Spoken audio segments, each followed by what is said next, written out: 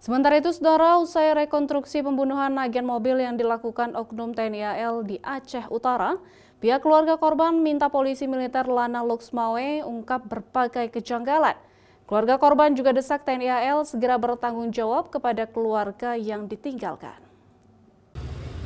Pasca rekonstruksi yang digelar Pomal Loksmawe terhadap aksi pembunuhan yang dilakukan oknum TNI AL berpangkat Kelasi 2, pihak keluarga korban agen mobil yang dibunuh ungkap berbagai kejanggalan. Di antaranya terkait barang bukti senjata api pelaku yang belum ditemukan dan handphone korban yang masih hilang. Keluarga korban meminta pihak terkait agar segera mengusut tuntas kasus ini secara terang tanpa ditutup-tutupi. Kejanggalan di sini, kalau kami pikir ini senjata belum didapatkan, juga handphone pun korban belum didapatkan. Mungkin di situ pun kami bertanya-tanya apakah ada motif-motif yang lain. Mungkin masalah tanggung jawab terhadap keluarga yang ditinggal ini bagaimana ini?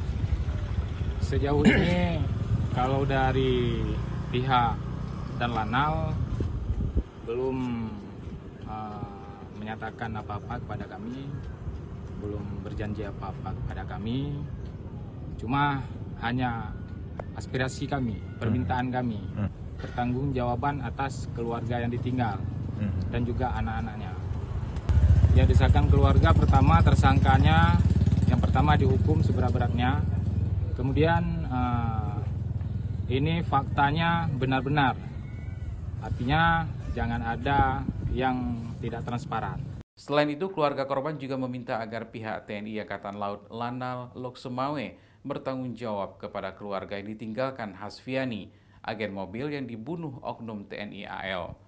Dalam perkembangan kasus ini, Pomal Loksmawe telah menetapkan satu orang tersangka utama berinisial DI yang berpangkat Kelasi 2 dan telah dilakukan rekonstruksi pembunuhan sebanyak 47 adegan.